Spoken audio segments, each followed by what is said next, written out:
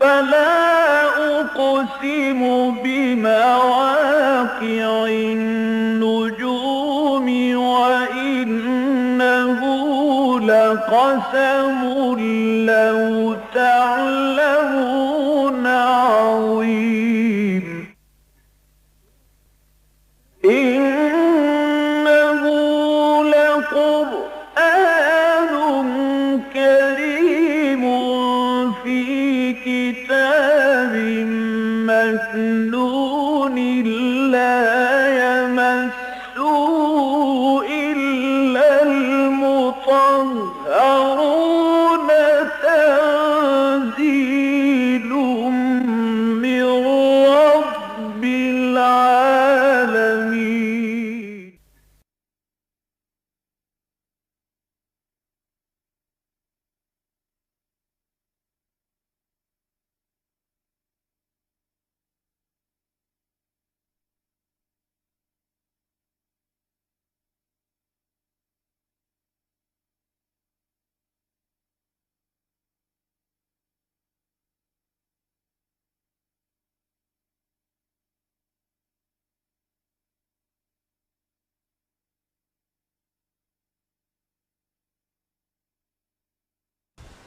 آج ہمیں آپ کے علم میں ہوگا کہ 13واں رکوع پڑھنا ہے سورہ آل عمران کا۔ اعوذ باللہ من الشیطان الرجیم، بسم اللہ الرحمن الرحیم۔ وَإِذْ غَدَوْتَ مِنْ أَهْلِكَ تُبَوِّئُ الْمُؤْمِنِينَ مَقَاعِدَ لِلْقِتَالِ وَاللَّهُ سَمِيعٌ عَلِيمٌ۔ إِذْ هَمَّتْ طَائِفَتَانِ مِنْكُمْ أَنْ تَفْشَلَا وَاللَّهُ وَلِيُّهُمَا وَعَلَى اللَّهِ فَلْيَتَوَكَّلِ الْمُؤْمِنُونَ۔ وَلَقَدْ نَصَرَكُمُ اللَّهُ بِبَدْرٍ وَأَنْتُمْ أَذِلَّةٌ فَاتَّقُوا اللَّهَ لَعَلَّكُمْ تَشْكُرُونَ۔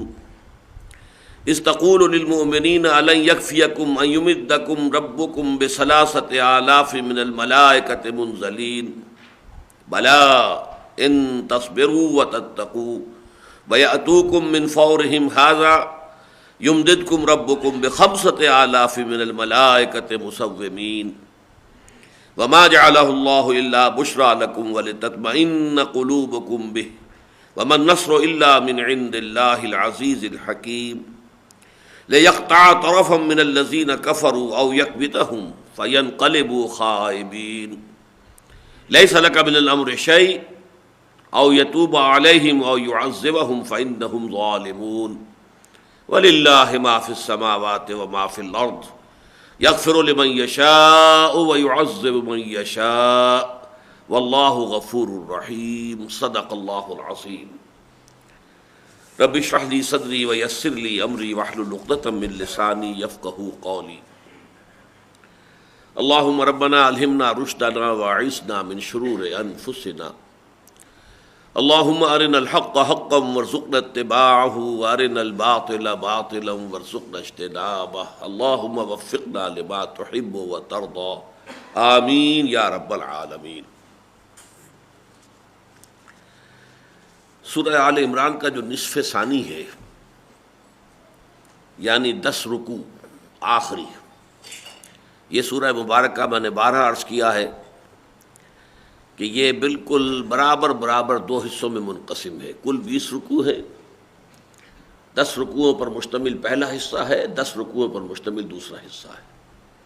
آیات میں صرف ایک کا فرق ہو گیا ہے، 100 کی بجائے 101 آیات ہیں پہلے حصے میں، لہذا دوسرے حصے میں پھر 100 کے بجائے 99 رہ گئی۔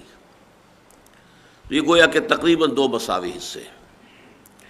پھر جیسے سورہ بقرہ میں ہم نے دیکھا تھا کہ پہلے جو نصف تھا اس کے بھی 3 حصے تھے، پہلے 4 رکوع تمہیدی تھے، آخری 4 رکوع تحویلی تھے، درمیان میں 10 رکوع تھے کہ جن میں بنی اسرائیل سے خطاب ہوا۔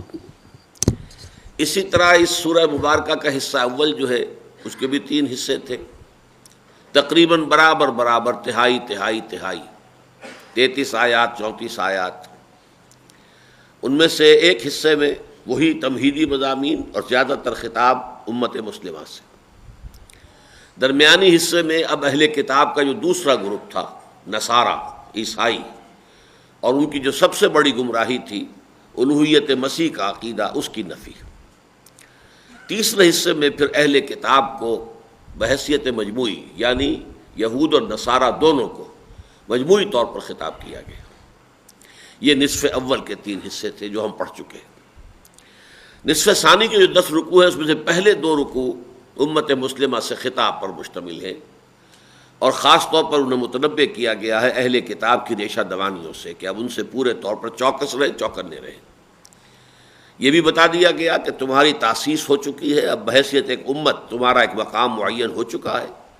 کنتم خیر امت اخرجت للناس تأمرون بالمعروف وتنہون عن المنکر وتؤمنون باللہ۔ یہ گویا کہ ان دی کمیٹی آف نیشنز، دنیا میں جو اقوام عالم ہیں ان میں تمہارا یہ امتیازی مقام ہے کہ دنیا کی قومیں جو ہیں وہ اپنی بہتری، اپنی سربلندی، اپنے استحکام، اپنے بہبود کے لیے عمل پیرا رہتی ہیں، لیکن تمہیں دنیا والوں کی بھلائی کے لیے، ان کی اخروی نجات کے لیے اپنی تمام تر مساعی کو صرف کرنا ہے۔ کنتم خیر امت اخرجت للناس، تم برپا کیے گئے ہو بنی نوع انسان کے لیے۔ تمہارا کام یہ ہے کہ تأمرون بالمعروف وتنہون عن المنکر وتؤمنون باللہ۔ ساتھ یہ بھی فرما دیا کہ اس کے لیے تمہیں ایک سہ نکاتی لائے عمل پر مسلسل عمل پیرا رہنا پڑے گا۔ وہ آیات 102، 103، 104 کئی مرتبہ ان کا تذکرہ ہو چکا ہے کہ پہلی آیت میں پہلا نقطہ کیا ہے کہ پہلے اپنی انفرادی سیرت و کردار کو مضبوط کرو۔ یا ایھا الذین آمنوا اتقوا اللہ حق تقاتہ ولا تموتن الا وانتم مسلمون۔ اللہ کی فرما برداری، اللہ کا تقوی، یہ تمہارا شعار بن جانا چاہیے۔ دوسرا نقطہ ہوگا کہ قرآن کے سے پیوست ہو جاؤ، قرآن کو حرز جان بنا لو، قرآن کو حبل اللہ سمجھ کر اس سے چمٹ جاؤ۔ یہ تمہارے اندر ذہنی اور فکری ہم آہنگی پیدا کرے گا، مقاصد کی ہم آہنگی پیدا کرے گا، جس سے کہ تم واقعتاً انسانوں کی ایک جماعت ہونے کے ناطے واقعتاً ایک امت بن جاؤ گے، اور تمہارے درمیان تعلق گہرا ہوگا، ذہنی بھی، قلبی بھی۔ اور تیسرے یہ کہ جس سے جو جمعیت وجود میں آئے گی اسے بس 3 کام کرنے ہیں: دعوت الی الخیر، ولتکن منکم امۃ یدعون الی الخیر ویأمرون بالمعروف وینہون عن المنکر واولئک ھم المفلحون۔ اور اس امت میں سے فلاح پانے والے لوگ صرف وہی ہوں گے کہ جو اس پروگرام پر عمل پیرا رہیں گے۔ باقی کہنے کو امتی شمار ہوں گے، دنیا میں مسلمان سمجھا جائے گا، لیکن اللہ تعالیٰ کا ان سے فلاح کا کوئی وعدہ نہیں ہے۔ اس کے بعد اگلے رکوع میں ہم نے دیکھا تھا کہ کہا گیا کہ یہ اہل کتاب بھی ایمان لے آتے تو ان کے لیے بہت بہتر تھا، لیکن نہیں ایمان لائے، اڑ گئے ہیں۔ ان میں معدود چند ہیں کہ جو ایمان پر قائم ہیں۔ جب حضرت موسیٰ اور تورات پر جو ایمان تھا اس پر قائم ہے تو یقیناً وہ لوگ محمد پر صلی اللہ علیہ وسلم اور قرآن مجید پر بھی ایمان لے آئیں گے، یا لا چکے ہیں یا لے آئیں گے، لیکن ان کی اکثریت جو ہے وہ ماننے والوں پر مشتمل نہیں ہے۔ ان کے اندر حسد کی آگ بھڑکی ہوئی ہے۔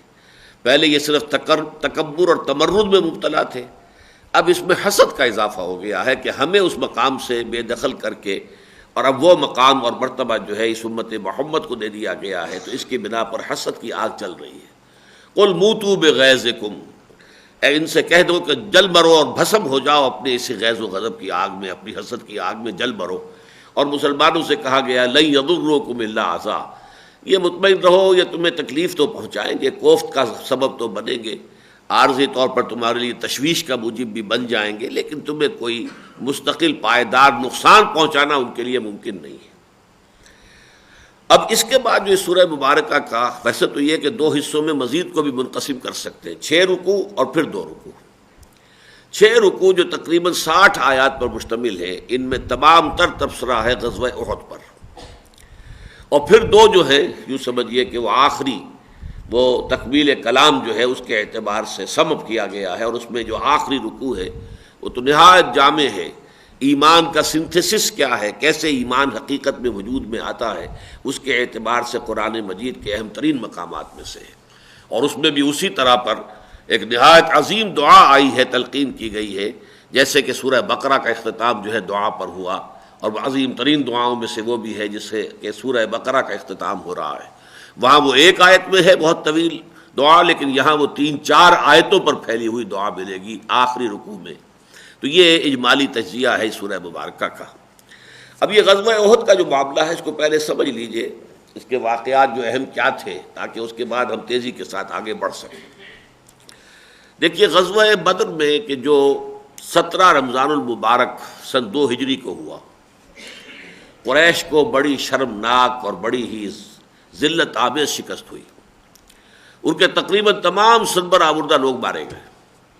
ابو جہل جس کے بارے میں حضور نے فرمایا کہ ھذا فرعون ھذہ الامہ، وہ بھی وہاں پر پڑا ہوا تھا. امیہ ابن خلف جو ستایا کرتا تھا حضرت بلال کو، وہ بھی پچھڑا ہوا پڑا تھا وہاں پر.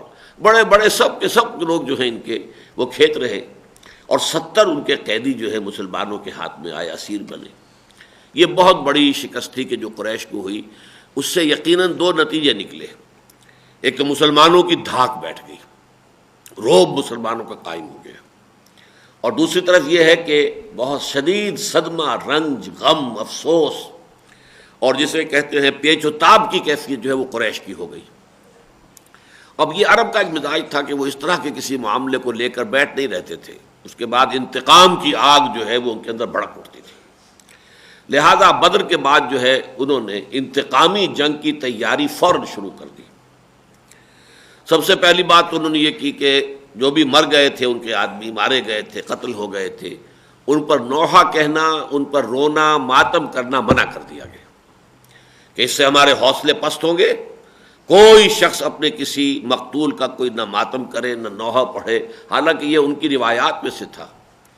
خاص طور پر خواتین مرثیے پڑھا کرتی تھیں، بیان کرتی تھی، جیسے ہمارے دیہات میں اب بھی جانگلیوں کے ہاں ہے، وہ بیان کرتی ہیں، بول رہی ہیں، کچھ پڑھ رہی ہیں اور بیان کر رہی ہیں. تو وہ بیان کرنا ان کا ایک باقاعدہ فن تھا.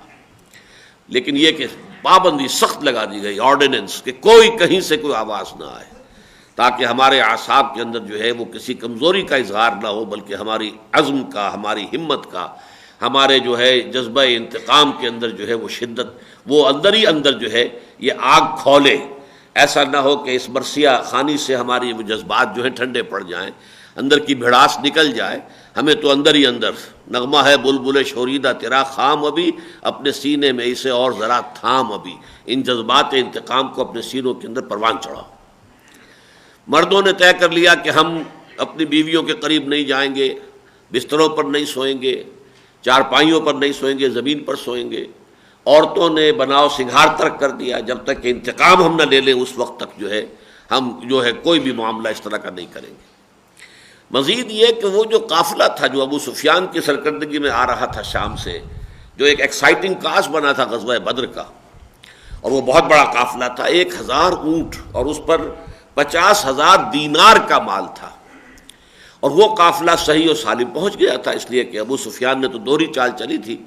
ایک طرف SOS کال بھی بھیج دی تھی کہ مجھے خطرہ ہے محمد کے آدمیوں سے کہ بدر سے اگر میں گزروں گا تو مجھ پر حملہ ہوگا، جیسا کہ ہو بھی رہا تھا بالفعل. حضور جو ہے مدینے سے اسی لیے نکلے بھی تھے صحابہ کو لے کر. لہذا مجھے مدد بھیجو. وہاں سے لشکر چل پڑا. لیکن دوسری چال اس نے یہ چلی کہ وہ وادی بدر میں داخل ہی نہیں ہوا، بلکہ اس نے ساحل سمندر کے ساتھ ساتھ نیچے کا نشیبی راستہ جو تھا وہ اختیار کر کے اور وہاں سے نکل گیا. اور بعد میں اس نے پیغام بھی بھیجا کہ میں تو بچ کے نکل آیا ہوں، لہذا اب جنگ کی ضرورت نہیں ہے، اور ہمارا جو مقصد تھا وہ حاصل ہو گیا ہے، لہذا اگر آپ چاہیں تو واپس لوٹ جائیں. بہرحال وہ ایک علیحدہ واقعہ ہے، وہ ہم پڑھیں گے جب سورہ بدر کا پورا معاملہ سورہ انفال میں سامنے آئے گا، اس لیے کہ اس کے بارے میں بہت سا قیل و قال ہے، بہت سی مختلف آراء لوگوں میں پھیلی ہوئی ہے. بہرحال اس پورے قافلے کے بارے میں انہوں نے یہ طے کیا، یہ گویا کہ انہوں نے ایک فنڈ کی شکل اس کو دے دی. جس کا مال ہے اس میں وہ سب کا سب کنٹریبیوٹ کر دے. یہ 1000 کے 1000 اونٹ اور 50,000 دینار کا یہ سارا مال سب نے وقف کر دیا کہ اب یہ آئندہ جنگ کی تیاری کے لیے یہ پورا کا پورا مال ہماری طرف سے وقف رہے گا. ڈونیشنز ہو گئی. ایک بہت زبردست فنڈ جو ہے وہ اسی کے ذریعے سے انہوں نے قائم کر دیا.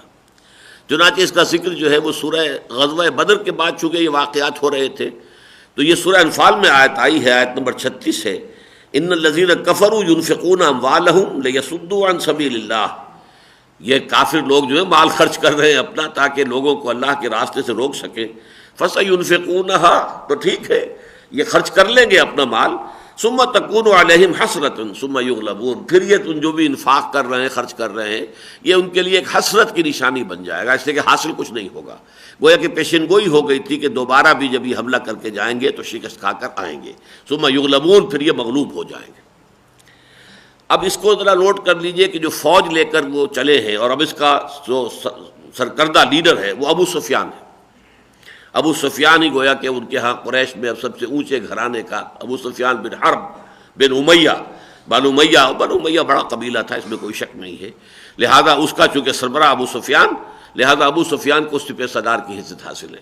باقی بڑے بڑے لوگ جو ساتھ تھے اس میں خالد بن ولید بن مغیرہ بہت بڑا سردار تھا، ان کے بیٹے خالد ہیں جو ایمان لے آئے بعد میں، ابو سفیان بھی بعد میں ایمان لے آئے، پھر ابو جہل کا بیٹا اکرمہ، وہ بھی گویا کہ ایک نسل تو ان کی ختم ہو گئی تھی، تو یہ دوسری نسل جو تھی اب اس کے ہاتھ میں قیادت آئی تھی، تو ان میں سب بڑے بڑے لوگوں کے جو بیٹے تھے انہوں نے گویا کہ اس کے انتظام و انصرام سنبھال لیا، اور سرکردگی جو ہے وہ ابو سفیان کو۔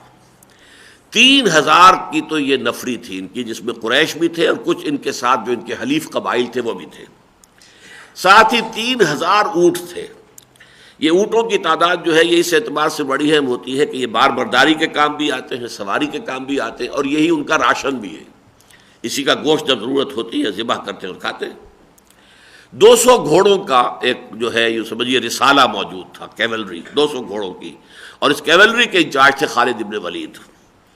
15 خواتین کا بھی ایک طائفہ ساتھ تھا، اور یہ معزز گھرانے کی خواتین تھی، کوئی جھوکریاں اور کوئی کنیزیں وغیرہ نہیں تھی، یہ اس لیے کہ وہاں پر وہ لوگوں کو غیرت دلائیں اور لوگوں کو پامردی پر اکسائیں کہ بھاگنے نہ پائیں، جب جم کر لڑیں تو وہ وہاں پر رش پڑتی رہیں گی، اور وہ اپنے لوگوں کا جو ہے وہ جب دیکھیں گے کہ ہماری عورتیں بھی یہاں ہیں، خدا نہ خواستہ ہم نے قدم پیچھے ہٹا دیے تو پھر ہماری عورتوں کی بے حرمتی ہو جائے گی، وہ کنیزیں بن جائیں گی، تو گویا کہ اس طریقے سے ہر اعتبار سے انہوں نے اپنے لشکر کی پوری تیاری کر لی۔ ادھر حضور کا نظام جو تھا انٹیلیجنس کا وہ بھی بہت مضبوط تھا، اور خاص طور پر ایک صاحب تو ایسے موجود تھے مکے کے اندر جو درپردہ ایمان لا چکے تھے لیکن ابھی انہوں نے اپنا ایمان ظاہر نہیں کیا تھا، وہ تھے حضرت عباس، حضور کے چچا۔ یہ بالکل اسی طرح سمجھیے جیسے حضرت موسیٰ پر ایک شخص ایمان لے آیا تھا آل فرعون میں سے، یکتم ایمانہ، وہ اپنے ایمان کو اس نے چھپائے رکھا تھا جب تک کہ فرعون نے اپنے دربار میں یہ تجویز پیش نہ کی کہ اب موسیٰ کو قتل کر دینا چاہیے، تب وہ کھڑے ہوئے، رجل من آل فرعون یکتم ایمانہ، مومن من آل فرعون یکتم ایمانہ۔ ان کی تقریر قرآن مجید میں نے بارہا کہا ہے کہ کسی نبی کی بھی کوئی تقریر اتنی مفصل جو ہے وہ قرآن مجید میں نقل نہیں ہوئی ہے جتنی کہ اس مومن آل فرعون کی۔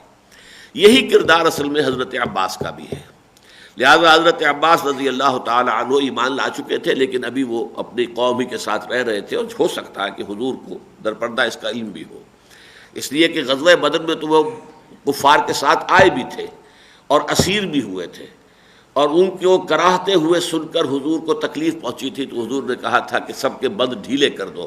ظاہر بات ہے کہ ان کو اسیروں کو کسا ہوا ہوتا تھا رسیوں کے اندر، تو وہ جو ہاتھ پاؤں باندھے ہوئے ہیں، کسے ہوئے ہیں، ہل نہیں سکتا کوئی آدمی، تو اسے تکلیف ہو رہی تھی، تو حضرت عباس کے کراہنے کی آواز حضور نے سنی، تو حضور نے فرمایا کہ بھائی بند ڈھیلے کر دو سب کے، ان کو اس طرح زیادہ کس کے نہ رکھو۔ تو یہ بھی معلوم ہوتا ہے کہ شاید حضور کے علم میں تھا کہ عباس جو ہے وہ ایمان لا چکے، واللہ عالم، اس کی صراحت کہیں پر مجھے نہیں ملی ہے۔ انہوں نے حضور کو اطلاع کر دی ساری، حضور کے پاس اطلاع ملی، حضور نے پھر اپنی طرف سے بھی لوگوں کو بھیج دیا کہ وہ دیکھیں کہاں کہاں لشکر پہنچ رہا ہے، کیا صورت ہے، پوری تفصیل آ جائے، اور دوسری طرف آپ نے مدینے میں ایک مجلس مشاورت منعقد کی، اس میں خود اپنا ایک خواب بھی آپ نے دکھایا، بتایا کہ میں نے خواب دیکھا ہے کہ کچھ گائیں ذبح ہو رہی ہیں، اور میری تلوار کا جو سرہ ہے اس پر کچھ شکستگی کے آثار ہیں، کچھ مڑ گئی ہے، یا کچھ وہاں سے اس کی دھار جو ہے وہ خراب ہو گئی ہے، اور تیسرے یہ کہ میں نے اپنا ہاتھ جو ہے ایک بڑی مضبوط زرہ کے اندر ڈالا ہے۔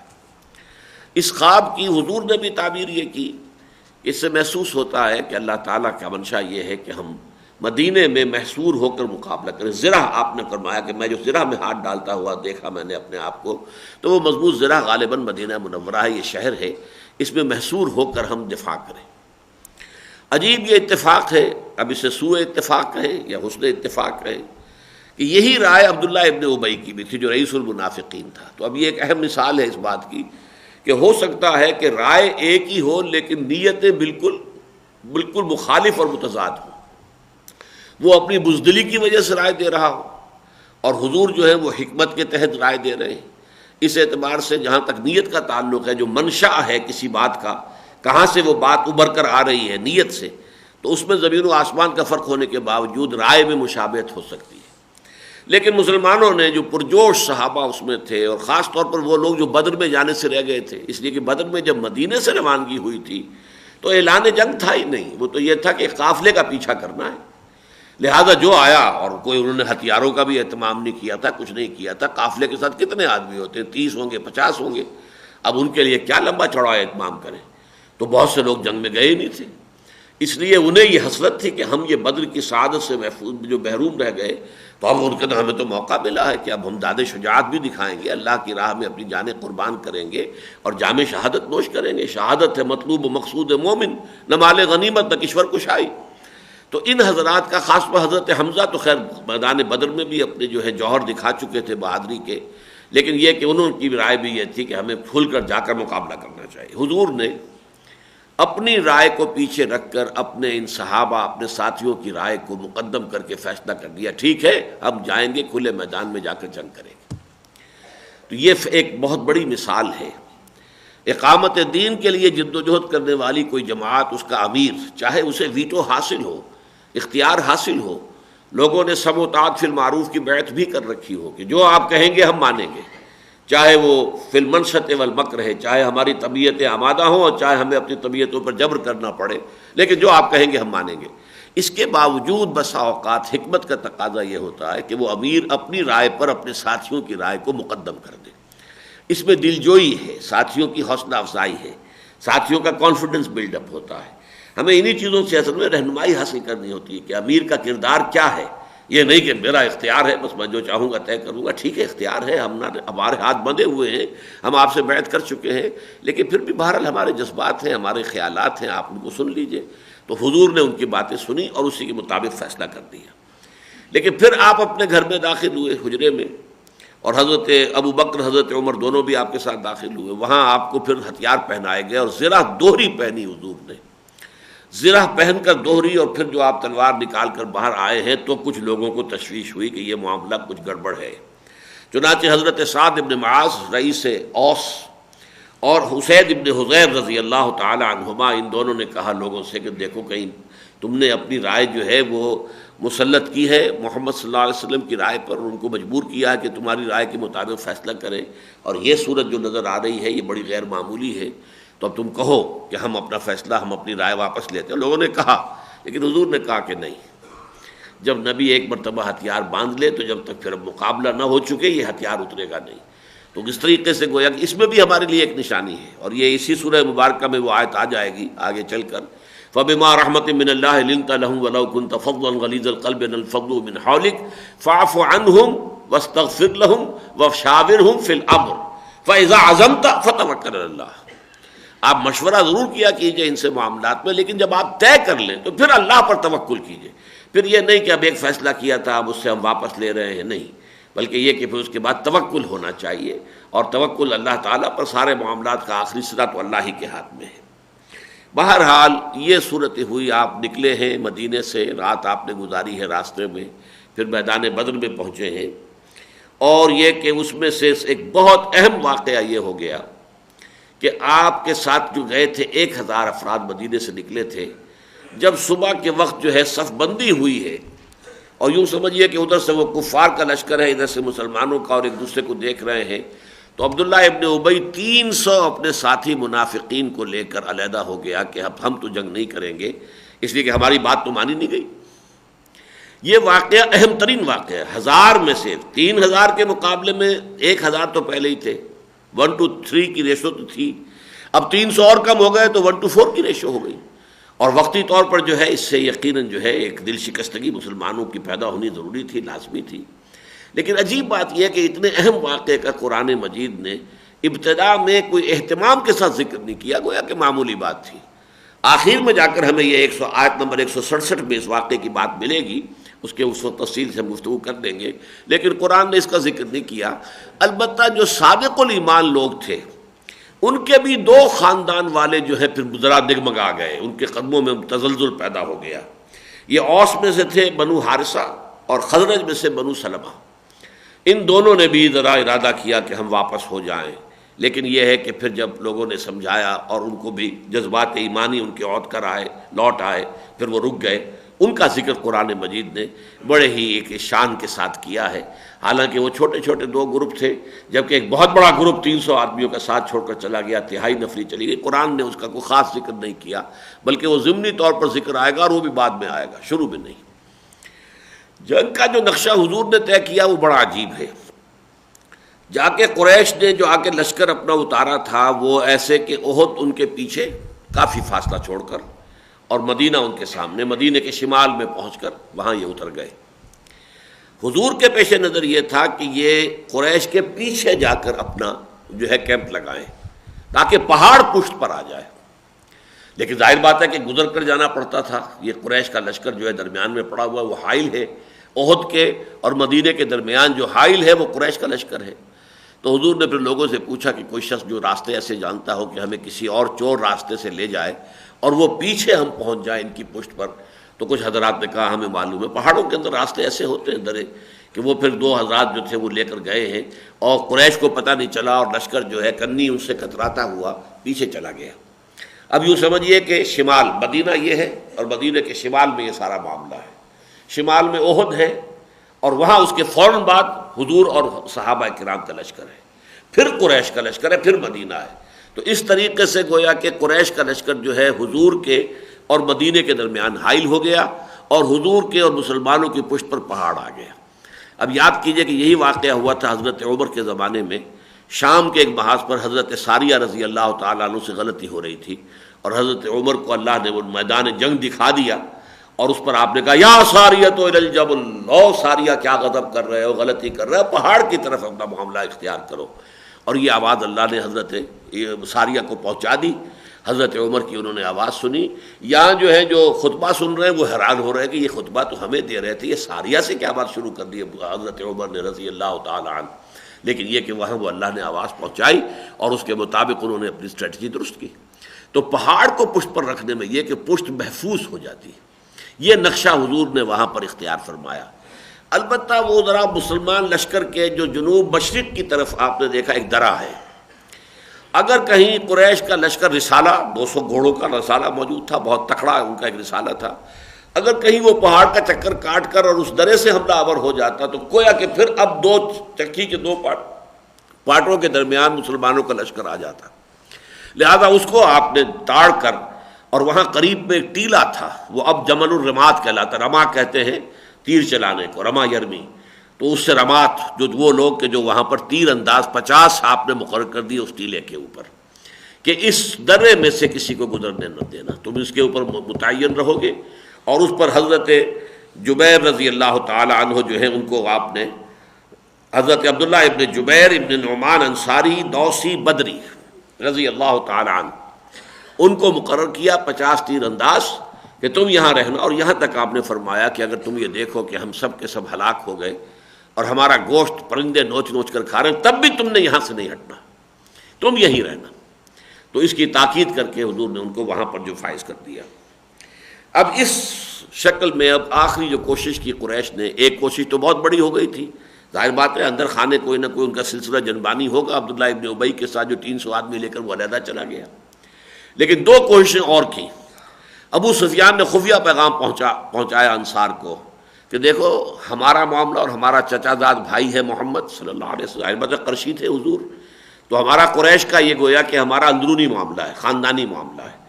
تو ہمارے اور ہمارے چچیرے بھائی کے درمیان سے تم ہٹ جاؤ، خام خواہ تم کیوں بیچ میں آتے ہو، ہمیں آپس میں نبٹ لینے دو، ہمارا تم سے کوئی سروکار نہیں، کوئی جھگڑا نہیں، ہمیں ان کو ختم کر کے ہم چلے جائیں گے، ہم مدینے کے اوپر کوئی حملہ نہیں کریں گے، مدینے والوں سے کوئی تعرض نہیں کریں گے. لیکن وہاں سے کوڑا جواب آیا کہ ہم محمد کا ساتھ نہیں چھوڑ سکتے صلی اللہ علیہ وسلم. دوسرا قدم یہ اٹھایا کہ اوس کا ایک سردار ہوتا تھا ابو عامر، یہ جیسے مکے میں جو حضرت خدیجہ رضی اللہ تعالیٰ عنہ کے چچا زاد بھائی تھے ورقہ ابن نوفل، وہ قرشی تھے، لیکن یہ کہ حق کی تلاش میں اور نیکی اور بھلائی کی تلاش میں وہ بھی شام گئے تھے، اور وہاں جا کر انہوں نے نصرانیت عیسائیت اختیار کر لی تھی. اور کانا یکتب التوراۃ فی العبرانیہ، تورات وہ عبرانی زبان میں لکھا کرتے تھے. لیکن وہ تو ایسا نیک آدمی تھا کہ اس نے حضور کی بات سن کر فوراً پہچان لیا کہ یہ وہی ناموس ہے، وہی فرشتہ ہے کہ جو پہلے موسیٰ پر اور عیسیٰ پر آ چکا ہے، وہی آپ پر آیا ہے محمد. اور کاش صلی اللہ علیہ وسلم میں اس وقت تک زندہ رہوں جب کہ آپ کی قوم آپ کو مکے سے نکال دے گی۔ تو حضور بڑے حیران ہوئے تھے، اوا مخرجیہم، کیا وہ مجھے نکال دیں گے یہاں سے؟ ان کا ہاں یہی ہوا، جس کے ساتھ بھی یہ پیغام جو بھی لے کر آیا ہے اس کی قوم اس کی دشمن ضرور ہوئی ہے۔ تو ایک تو ورقہ ابن نوفل تھے۔ اسی طرح کی ایک شخصیت جو تھی وہ مدینے میں اوس کے سرداروں میں سے یہ شخص تھا ابو عامر، یہ بھی گیا شام اور یہ بھی عیسائی ہو گیا۔ پھر رہبانیت، عیسائیوں میں جیسے راہب ہوتے ہیں وہ رہبانیت اس نے اختیار کی۔ لیکن جیسے کہ خزرج کا جو سردار تھا عبداللہ ابن ابی، حضور کی مدینے آمد پر جیسے وہ دشمن نمبر 1 بن گیا، اسی طرح یہ بھی دشمن نمبر 2 بن گیا ابو عامر۔ عبداللہ ابن ابی نے تو طے یہ کیا کہ مدینے میں رہے گا، دیکھے گا، تیل دیکھو، تیل کی دھار دیکھو، کوئی حالات کے اکھیڑ پچھاڑ کے اندر ہو سکتا ہے کوئی وقت ایسا آئے کہ میں پھر یہاں سے محمد کو نکلنے پر مجبور کر دوں اور میری بادشاہی کا خواب جو کہ چکنا چور ہو گیا ہے دوبارہ اپنی جگہ پر قائم ہو جائے۔ اس نے تو یہ طے کیا، لیکن یہ مدینہ چھوڑ کے نکل گیا اور یہ پھر سازشیں کرتا پھرا ہے۔ قریش کو بھی اس نے کہہ کر ابھارا ہے، لایا ہے، اور اس نے کہا تھا دیکھو میں تمہارے ساتھ چلوں گا، اور جب میں کھڑا ہو کر وہاں تقریر کروں گا تو اوس کے سارے لوگ جو ہیں ٹوٹ کر ہمارے ساتھ آ جائیں گے، اس لیے کہ اوس میری بڑی عزت کرتے ہیں، میرا بڑا مقام ان کے ہاں ہے، مجھے وہ بہت اونچا آدمی سمجھتے ہیں، روحانی شخصیت سمجھتے ہیں۔ چنانچہ اب وہ سامنے آیا، اس نے تقریر کی، لیکن یہ کہ اس کی تقریر پر بھی تمام جو اوس کے لوگ حضور کے ساتھ تھے، صحابہ کرام میں سب نے کہا کہ لعنت ہو تجھ پر اور اللہ تیری آنکھ کو ٹھنڈا نہ کرے۔ تو اس نے کہا ہو معلوم ہوتا ہے کہ میری غیر موجودگی میں مدینے میں کوئی بہت بڑا شر پھیل گیا ہے۔ بہرحال اس کی یہ کوشش بھی قطعاً ناکام ہوئی۔ ایک اور خاص واقعہ وہ آیات کے پڑھنے سے پہلے آپ کو میں بتا دوں کہ بنی عبد الدار تھا ایک گھرانہ قریش کا، ان کو یہ اعزاز حاصل تھا کہ قریش کا علم ان کے ہاتھ میں ہوتا تھا۔ بدر میں بھی ان کا جو علم بردار تھا اس سے کچھ کوتاہی ہوئی تھی، تو ابو سفیان نے یہاں ذرا ان کی غیرت کو للکارنے کے لیے کہا کہ دیکھنا یہ تم جھنڈے کے ساتھ ہی، فوج کی جو عظیمت ہوتی ہے، ہمت ہوتی ہے، حوصلہ ہوتا ہے، وہ جھنڈے کے ساتھ وابستہ ہوتا ہے۔ جھنڈا کہیں گر جائے تو سمجھا جاتا کہ اب ہمیں شکست ہو گئی۔ تو تمہارے سے یہ معاملہ جو ہے وہ بدر کے اندر بھی ہو گیا تھا، اب یہاں اگر ایسا کرنا ہے تو پہلے ہی جھنڈا ہمیں دے دو، ہم کسی اور کے حوالے کر دیں۔ اس سے ان کا خون جوش میں آ گیا اور انہوں نے ذرا سخت انداز میں بھی ابو سفیان سے جواب دیا، گالیاں بھی دیں کہ تم سمجھتے ہو کہ ہم جھنڈے کا حق ادا نہیں کریں گے، ہم اس کا حق ادا کریں گے اور تم دیکھ لو گے کہ ہم کیسے حق ادا کرتے ہیں۔ چنانچہ ان میں سے پھر جب مبارزت کے لیے بھی وہی طلحہ ابن ابی طلحہ عبدری یہ جو ہے جو ان کا سردار تھا بنو عبد الدار کا، وہ میدان میں نکلا اونٹ پر سوار ہو کر اور اس نے مبارزت طلب کی۔ وہ تھا بہت ڈیل ڈول والا اور بہت تکڑا آدمی، چنانچہ مسلمان بھی اسے کہا کرتے تھے کبش القتیبہ، یہ لشکر کا مینڈھا ہے، مینڈھا کے طریقے سے جو ہے وہ اس کی حیثیت تھی۔ لیکن یہ کہ وہ جب آیا اور للکارتا رہا تو کچھ مسلمان تو طرح دے رہے تھے، کچھ نہیں سن رہے تھے اس کی بات کو، گھبرا رہے تھے۔ حضرت زبیر رضی اللہ تعالیٰ، زبیر بن العوام رضی اللہ تعالیٰ عنہ نکلے ہیں اور وہ اونٹ پر سوار تھا، جست لگا کر سیدھے اونٹ کے اوپر پہنچے ہیں اور اس کو اپنی گرفت میں لے کر نیچے کود گئے اور پھر اسے ذبح کر دیا اپنی تلوار سے۔ اور یہ پہلی بہت بڑی فتح تھی جو اللہ تعالیٰ نے مسلمانوں کو عطا کر دی۔ حضور نے بھی نعرہ تکبیر جو ہے بلند کیا، تمام صحابہ نے نعرہ لگایا۔ لیکن یہ بات اور بتا دوں کہ پھر اس گھرانے کے لوگوں نے ایک ایک کر کے ان کے 9 آدمی مارے گئے، انہوں نے جھنڈا نیچے نہیں گرنے دیا جب تک کہ ان کا ایک شخص بھی موجود رہا۔ 9 کے 9 آدمی ان کے جو ہے جھنڈے پر قربان ہو گئے۔ جب 9واں آدمی آخری ان کا جو آدمی تھا وہ بھی ختم ہوا تب وہ جھنڈا ان کا گرا ہے۔ تو عربوں کے اندر ایک جو ہے ایک بہادری اور ایک اپنی زبان پر پورا اترنا اور اپنی آن کا لحاظ رکھنا یہ بہت اہم بات تھی۔ بس اسی پر اکتفا کیجئے، اس لیے کہ اس کے بعد جو دوسرا واقعہ ہے کہ جو بھی گڑبڑ ہوئی جس کی وجہ سے مسلمانوں کی شکست ہوئی وہ آگے چل کر ہم پڑھیں گے۔ وَإِذْ غَدَوْتَ مِنْ أَهْلِكَ تُبَوِّئُ الْمُؤْمِنِينَ مَقَاعِدَ لِلْقِتَالِ، اور اے نبی جب کہ آپ نکلے تھے اپنے گھر والوں سے، جب کہ آپ تبوّئ المؤمنین، بوا یبوّئ کے معنی ہے کوئی جگہ معین کرنا۔ وَإِذْ بَوَّأْنَا لِإِبْرَاهِيمَ مَكَانَ الْبَيْتِ، سورہ حج میں آیا ہے، جب کہ ہم نے ابراہیم کے لیے اپنے گھر کی جگہ معین کر دی کہ یہ ہے بیت اللہ کی جگہ۔ اسی طرح یہ تبوّئ المؤمنین مقاعد للقتال، مقعد کی جمع، مقعد کہتے ہیں بیٹھنے کی جگہ، سیٹ، یہ مقعد ہیں جن پر آپ بیٹھے ہوئے ہیں۔ تو یہ مقعد جو ہے اس کی جمع مقاعد یعنی مورچے۔ آپ مورچہ بند کر رہے تھے اہل ایمان کو مختلف جگہوں پر، جیسے کہ 50 تیر اندازوں کا مورچہ آپ نے لگوایا تھا جبل الرمات پر، للقتال، جنگ کے لیے۔ اب یہ جنگ یہاں اگرچہ کہیں غزوہ احد کا لفظ نہیں آیا ہے، لیکن سب کے نزدیک اجماع ہے کہ اس سے مراد وہ غزوہ احد ہے۔ واللہ سمیع علیم، اللہ سب کچھ سننے والا، جاننے والا، یعنی تمہاری ہر بات اللہ کے علم میں تھی، جو گفتگویں تم کر رہے تھے، جو باتیں تمہاری ہو رہی تھی، جو تمہارے دلوں میں تھا، جو اللہ سے تم چپکے چپکے دعائیں مانگ، سب اللہ کے علم میں تھی۔ اور اس میں ادھر بھی اشارہ ہو گیا، چونکہ اب آگے تبصرہ ہوگا مسلمانوں کی خطاؤں پر اور غلطیوں کے اوپر بھی تبصرہ ہوگا، گرفت بھی ہوگی، یہاں تک کہ ایک معاملے میں حضور پر بھی کچھ گرفت ہو جائے گی، محبت آمیز اور شفقت آمیز۔ تو اب اس میں یہ ہے کہ اس تبصرے کو جان لو کہ یہ تبصرہ کرنے والا کون ہے۔ یہ کوئی ایسا نہیں ہے جیسے CID کی رپورٹس پہنچی ہوں اور اس نے اس رپورٹوں کے اوپر جو ہے اپنی رائے بنا لی ہو، معاذ اللہ۔ اللہ تو خود سمیع ہے، خود علیم ہے، ہر شے کا سننے والا، ہر شے کا جاننے والا۔ تو جو بھی وہ کچھ اب فرمائے گا جس کے لیے تمہیں تیار ہو جانا چاہیے سننے کے لیے، جان لو کہ وہ اس سمیع اور علیم خدا کی طرف سے تمہاری لیے، تمہاری نگاہیں کھولنے کے لیے، تاکہ تمہیں اپنی کمزوریوں کا علم ہو جائے آئندہ کے لیے۔ ابھی تو اور بڑے مرحلے آنے والے ہیں، ستاروں سے آگے جہاں اور بھی ہیں، ابھی عشق کے امتحان اور بھی ہیں۔ ابھی تو سمجھیے کہ ابھی ابتدا ہے، لیکن یہ کہ یہ معاملات تو بہت آگے جائیں گے۔ غزوہ احزاب بھی آنے والا ہے، غزوہ تبوک بھی آئے گا، بڑے بڑے مراحل آنے ہیں۔ تو تمہیں اپنے رینکس جو ہیں ان کے اندر دیکھنا چاہیے کہ کہاں کہاں کوئی ضعف اور کمزوری کے معاملات ہیں، تاکہ ان کو رفع کر سکو۔ اذ ہمت طائفتان منکم ان تفشلا، جب کہ آمادہ ہو گئے تھے تم میں سے دو گروہ کہ وہ نامردی دکھائیں، ڈھیلے پڑ جائیں، وہاں سے چلے جائیں۔ یہ ہے وہ دو، بنو حارثہ اور بنو سلمہ۔ بنو حارثہ یہ اوس کے قبیلے سے تھے۔ یہ جیسے ہمارے ہاں بھی ہے نا کہ یہ وٹو ایک قبیلہ ہے، اس قبیلے میں مانے کے، لالے کے، شامد کے، اب یہ مختلف خاندان ہو جائیں گے، ان کی اولاد جو ہے۔ تو قریش ایک قبیلہ تھا، بنو ہاشم، بنو امیہ، بنو عدی، بنو فتیم، یہ سب اس کے گھرانے ہیں۔ اسی طریقے سے یہ اوس کے گھرانے، اوس کے قبیلے سے ایک گھرانہ تھا بنو حارثہ، اور خزرج کے قبیلے سے ایک گھرانہ تھا بنو سلمہ۔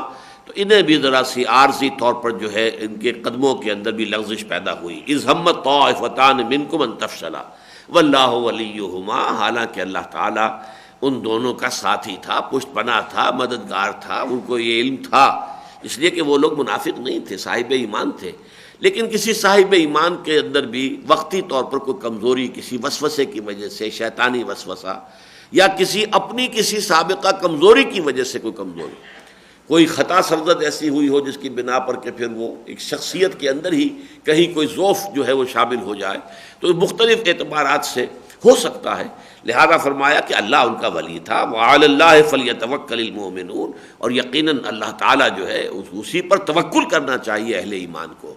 یہ نہیں دیکھنا چاہیے کہ 300 آدمی چلے گئے، ہم پہلے ہی جو ہیں 1/3 تھے اور اب تو جو 300 آدمی نکل گئے، آپ سمجھے تہائی لشکر چلا گیا واپس۔ 1000 میں سے 300، یہ کوئی 30,000 میں سے 300 تو نہیں گئے تھے کہ جس کا کوئی حیثیت نہ ہوتی۔ 1000 میں سے 300 چلے گئے تو اس کا مطلب یہ 30% آف دی آرمی وہ چلی گئی اور سب کے نگاہوں کے سامنے گئی، اور عین اس وقت گئی ہے۔ اس سے بڑی سازش اور کیا ہو سکتی ہے، جبکہ ایک دوسرے کے سامنے آ چکے تھے، جبکہ وہ دشمن نے بھی دیکھ لیا کہ ان کے کچھ لوگ واپس جا رہے ہیں، تاکہ ان کے حوصلے بلند ہو گئے، اور یہاں کے جو لوگ ہیں ان کے حوصلے، ہر ایک پر کچھ نہ کچھ اثر تو پڑا ہوگا۔ بر بنائے تب بشری، یہ تو نہیں ہو سکتا کہ سرے سے کوئی تاثر نہ لیا ہو۔ البتہ یہ کہ اس تاثر کے بنا پر قدم ڈگمگا جائیں، یہ صرف دو گروہوں کے ہوئے۔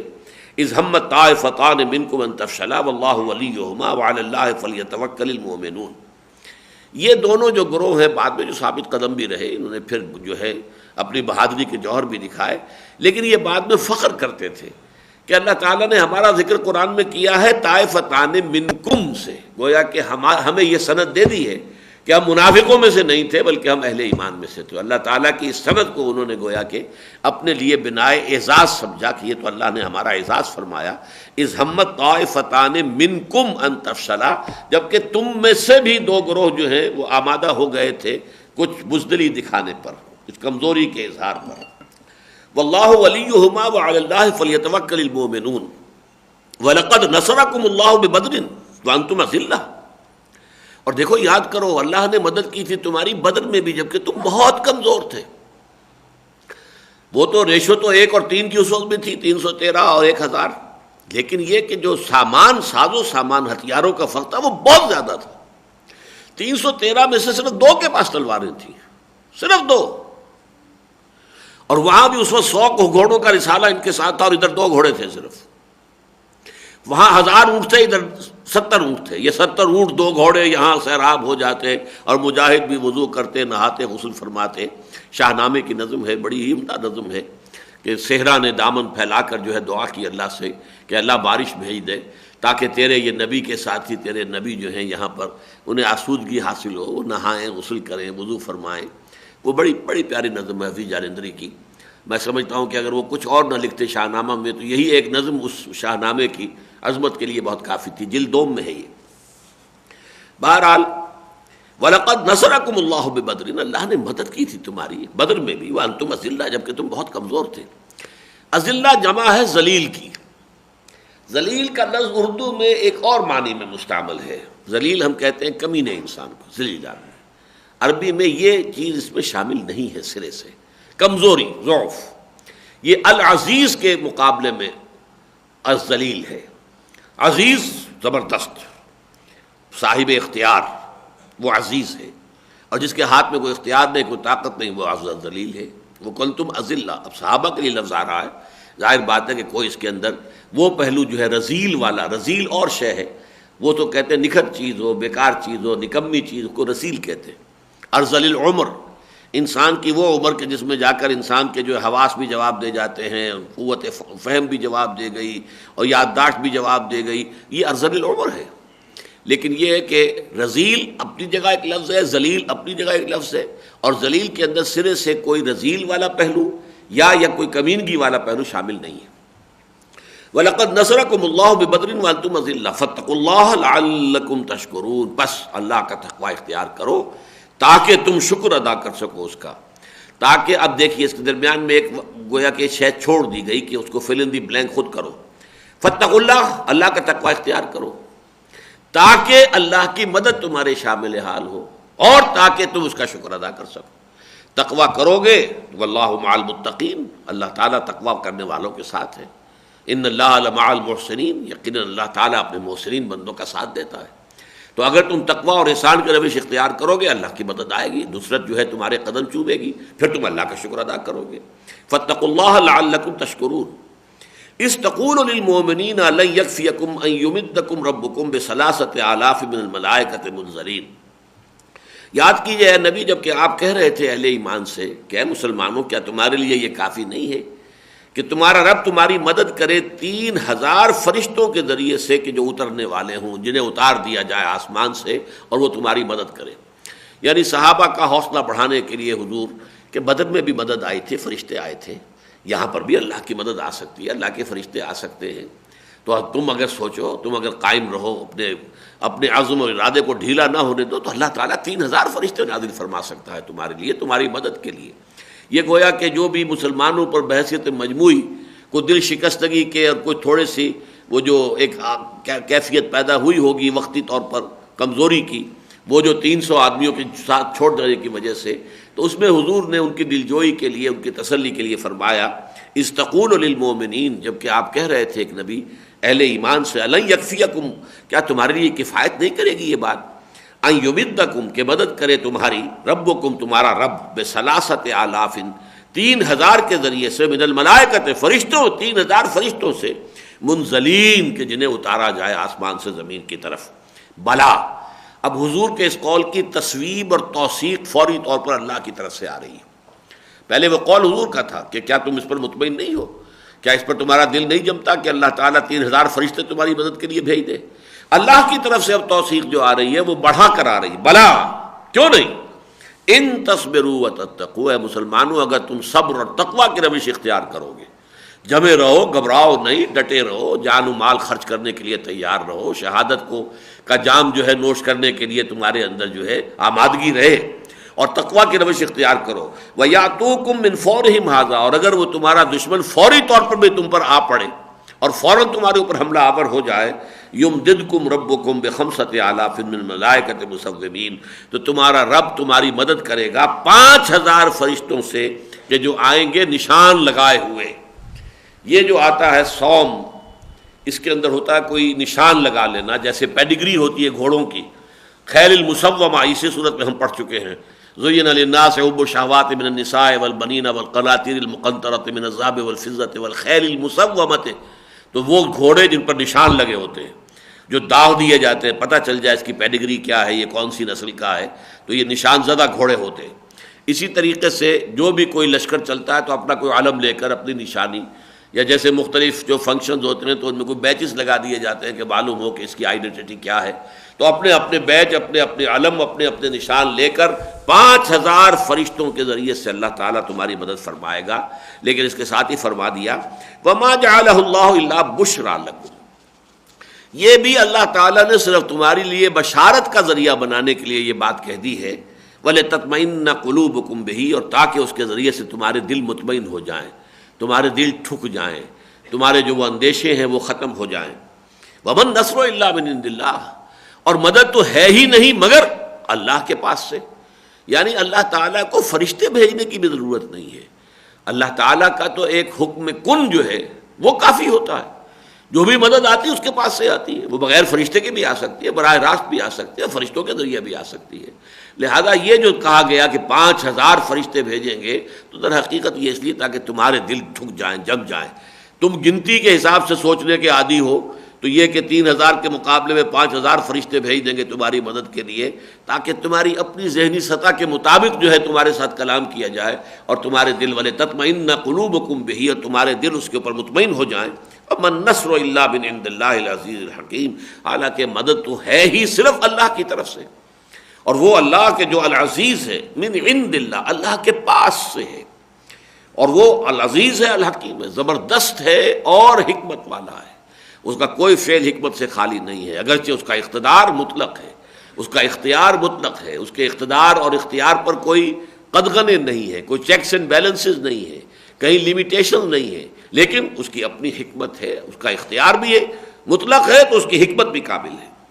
لِيَقْطَعَ طَرَفًا مِّنَ الَّذِينَ كَفَرُوا أَوْ يَكْبِتَهُمْ فَيَنقَلِبُوا خَائِبِينَ، اور اللہ تعالیٰ کا یہ ارادہ ہے، یہ گویا کہ جنگ سے ایک پہلے کی کیفیات جو ہیں اس کو ذکر ہو رہا ہے، یہ تمہیدی رکوع ہے، لیکن اس میں آپ دیکھیں گے کہ پورے اس جنگ کا بھی جو میں تذکرہ کروں گا اگلی آیت کے ضمن میں، تو پوری جنگ کا لب لباب اس ایک رکوع میں آ گیا ہے، اس لیے اس کا اختتام پر وَلِلَّهِ مَا فِي السَّمَاوَاتِ وَمَا فِي الْأَرْضِ، عام طور پر جب کوئی بحث قرآن مجید میں تکمیل کو پہنچتی ہے تو آخر میں پھر ایسی آیات آتی ہیں کہ جو ڈیمارکیٹ کر دیتی ہیں کہ یہاں آ کر اس بحث کی تکمیل ہو گئی ہے۔ تو اسی طریقے سے یہ 9 آیات پر مشتمل جو رکوع ہے، یہ گویا کہ ان 60 آیات کے لیے ایک طرح کا یہ انڈیکس ہے، اس میں اس کا لب لباب، جیسے کہ ہم دیکھتے ہیں کہ سورہ کہف میں پہلے 3 آیتوں میں پورے واقعے کو سم اپ کیا گیا ہے، اور پھر وہ 3 رکوعوں کے اندر اس کی تفاصیل بیان کی گئی ہیں۔ یہ قرآن کا اپنا ایک خاص اسلوب ہے، جو جس کے بارے میں احکمت آیاتہ ثم فصلت، پہلے آیات بڑی محکم جو سارے مضمون کو سمیٹ لے اور پھر انہی کی تفصیل کی جائے، ثم فصلت من لدن حکیم خبیر۔ لِيَقْطَعَ طَرَفًا مِّنَ الَّذِينَ كَفَرُوا، اللہ چاہتا ہے کہ کاٹ دے کافروں کے ایک بازو کو، طرف یہ جو پہلو ہوتے ہیں، ایک پہلو ان کا جو ہے اللہ تعالیٰ شکستہ کر دے، اور یکبتہم، یا ان کو ذلیل کر دے، فَيَنْقَلِبُوا خَائِبِينَ، اور پھر وہ لوٹ جائیں بالکل ناکام ہو کر، محروم ہو کر، خائب و خاسر ہو کر، ذلیل ہو کر لوٹنے پر مجبور ہو جائیں۔ لَيْسَ لَكَ مِنَ الْأَمْرِ شَيْءٌ أَوْ يَتُوبَ عَلَيْهِمْ أَوْ يُعَذِّبَهُمْ فَإِنَّهُمْ ظَالِمُونَ، اے نبی آپ کے ہاتھ میں کوئی اختیار نہیں ہے۔ یہ بڑی ایک تیکھی قسم کی گرفت ہے جو حضور پر ہو رہی ہے۔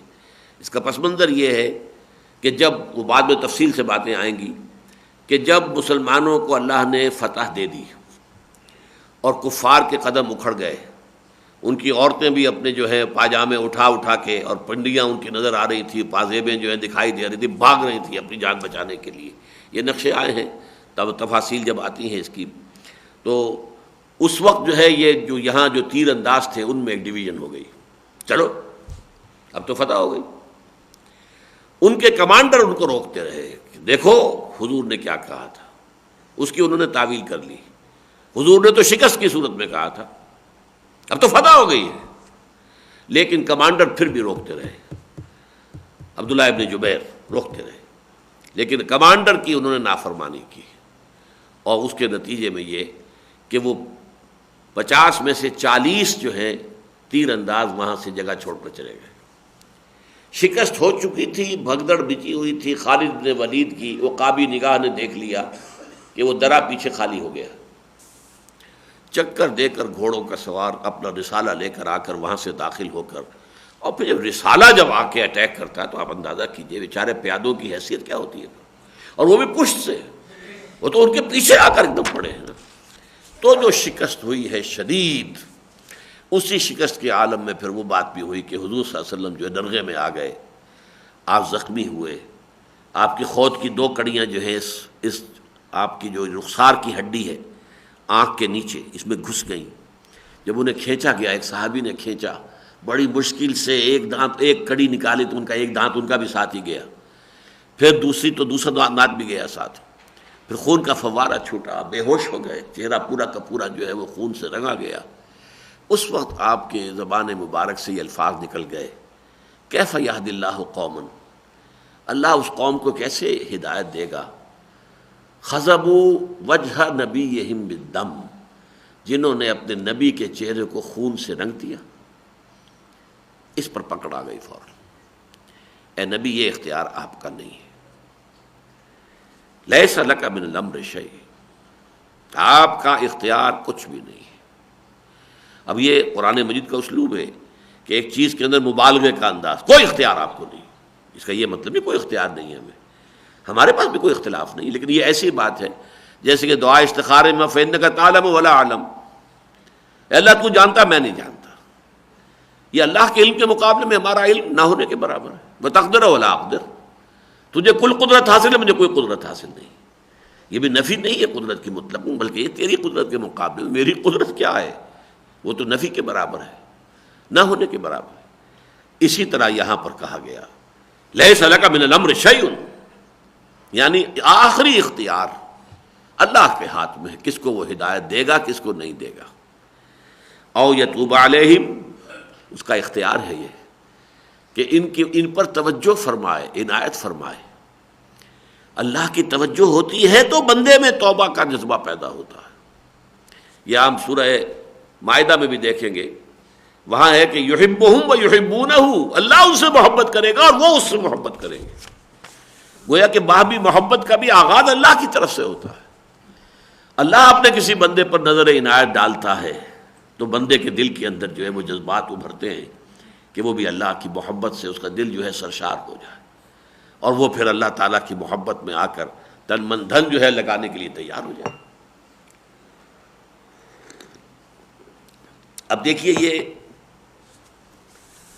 جس شخص کی وجہ سے یہ سب سے بڑا حادثہ ہوا، ویسے تو یہ کہ وہ جو 40 تھے جو تیر انداز وہ سبب بنے، لیکن یہ کہ اصل جو سبب بعد میں بن گیا وہ تو خالد ابن ولید اور ان کا رسالہ 200 گھوڑوں کا، گھڑ سوار شہ سوار آ رہے ہیں دوڑ، لیکن وہی خالد ابن ولید ہے جس کی ہاتھوں یہ چرکا لگا ہے، وہی پر ایمان لے آئے ہیں، اور انہی کو اللہ تعالیٰ نے حضور ہی کے زبان مبارک سے خطاب دلوایا ہے، خالد سیف من سیوف اللہ، خالد تو اللہ کی تلواروں میں سے ایک تلوار، خالد سیف من سیوف اللہ۔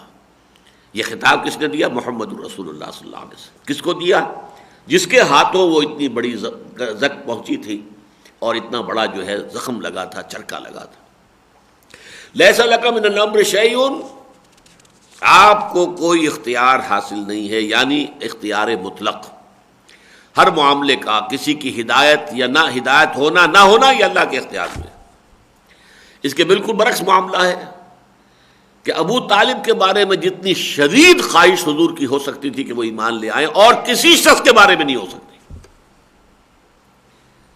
چچا ہے، پھر یہ کہ پرورش میں بھی ان کا حصہ ہے، دادا کے انتقال کے بعد اور بڑے تایا زبیر کے انتقال کے بعد پھر ابو طالب ہی کی زیر تربیت رہے، پھر اس نے آخری وقت تک ساتھ دیا ہے، ایمان نہیں لایا، لیکن اسی کی بنا پر بنو ہاشم کی پوری پشت پناہی رہی ہے۔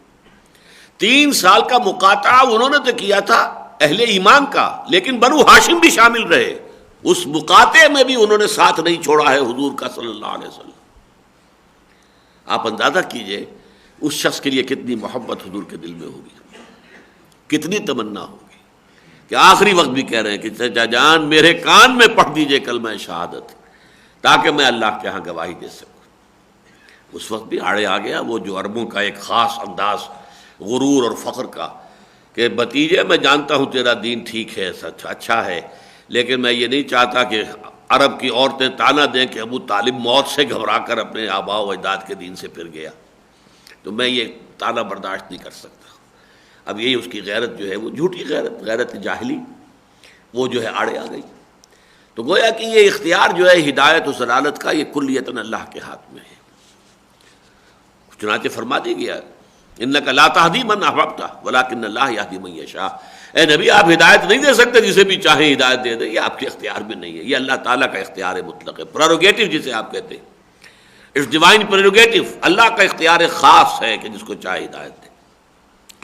لیس لک من الامر شیء او یتوب علیہم او یعذبہم، اور یہ بھی ہو سکتا ہے اللہ انہیں عذاب دے، سزا دے، ایمان کی توفیق نہ دے، دنیا میں بھی کوئی ذلیل ترین عذاب ذلت آمیز جو ہے ملے، اور آخرت کے اندر بھی وہ جہنم کے عذاب کے اندر جو ہے ابد الآباد تک رہے۔ فإنہم ظالمون، اس لیے کہ اس میں تو کوئی شک ہے ہی نہیں کہ وہ ظالم ہیں، وہ کافر ہیں، وہ مشرک ہیں، وہ زیادتیاں کر رہے ہیں، اس میں تو کوئی شک نہیں ہے، لیکن انجام کس کا کیا ہونا ہے یہ اللہ کے علم میں ہے، اس کا اختیار آپ کو ہم نے نہیں دیا ہے۔ وَلِلَّهِ مَا فِي السَّمَاوَاتِ، اب یہاں پر دیکھیے وہی جو شیخ ابن عربی کا ایک مقولہ یا شعر مشہور ہے، الرب رب وَإِن تَنَزَّلْ وَالْعَبْدُ عَبْدٌ وَإِن تَرَقَّى، بندہ بندہ ہی رہتا ہے چاہے کتنا ہی بلند مقام پر پہنچ جائے، ساتویں آسمان پر پہنچ کر بھی محمد عبد ہی رہے۔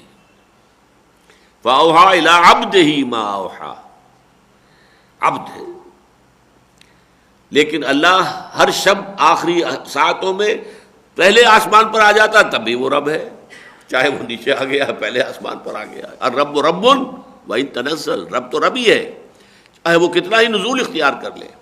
وَالْعَبْدُ عَبْدٌ وَإِن تَرَقَّى، عبد عبد ہی رہے گا چاہے کتنا ہی بلند ہو جائے۔ یہاں اللہ کا معاملہ اور بندے کا معاملہ آ رہا ہے، وَنَشْهَدُ أَنَّ مُحَمَّدًا عَبْدُهُ وَرَسُولُهُ، عبد ہیں اور اللہ کے رسول ہیں۔ وَلِلَّهِ مَا فِي السَّمَاوَاتِ وَمَا فِي الْأَرْضِ، آخری جیسا کہ میں نے عرض کیا اس بحث کو اب کنکلوڈ کر رہے ہیں، جیسے سورہ بقرہ بھی ختم ہوئی ہے تو انہی الفاظ پر لِلَّهِ مَا فِي السَّمَاوَاتِ وَمَا فِي الْأَرْضِ وَإِن تُبْدُوا مَا فِي أَنفُسِكُمْ أَوْ تُخْفُوهُ يُحَاسِبْكُم بِهِ اللَّهُ۔ اکثر و بیشتر جب کوئی بحث اختتام کو پہنچتی ہے، 19ویں رکوع میں بھی بحث اختتام کو پہنچی سورہ بقرہ کے، یہیں پہ وہی الفاظ یہاں پر آئے، تو اس طریقے سے ڈیمارکیشن ہو جاتی ہے کہ اب ایک مضمون یہاں پر مکمل ہو گیا۔ وَلِلَّهِ مَا فِي السَّمَاوَاتِ وَمَا فِي الْأَرْضِ، اللہ ہی کی ملکیت ہے اور اللہ ہی کا اختیار مطلق ہے ان تمام چیزوں کے بارے میں جو آسمانوں میں ہیں اور ان تمام چیزوں کے بارے میں جو زمین میں ہیں۔ یغفر لمن یشاء ویعذب من یشاء، اس کے اختیار مطلق کی شان یہ ہے کہ وہ بخش دے گا جس کو چاہے گا اور وہ سزا جس کو چاہے گا۔ واللہ غفور الرحیم، اور یقیناً اللہ غفور بھی ہے، رحیم بھی ہے، بخشنے والا بھی ہے، رحم فرمانے والا بھی ہے۔ اللہ تعالی ہم سب کو بھی اپنی مغفرت اور رحمت کے سائے میں لے لے اور ہمیں دین کے جو تقاضے ہیں ان کو پورا کرنے کی توفیق عطا فرمائے۔ بارک اللہ لی ولکم فی القرآن العظیم ونفعنی وإیاکم بالآیات والذکر الحکیم۔